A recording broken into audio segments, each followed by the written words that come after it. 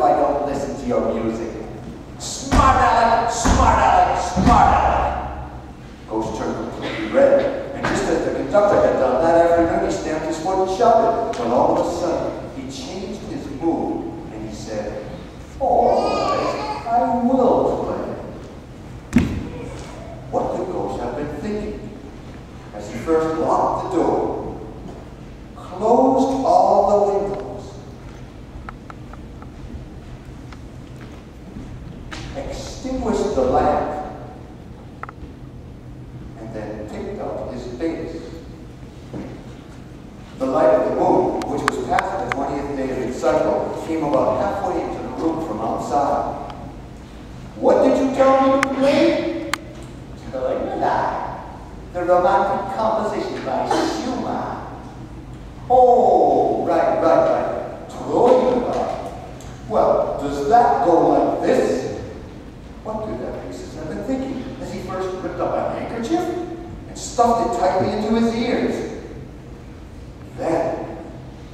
with a force just as strong as a storm, he began playing the music to hunting tigers out in India.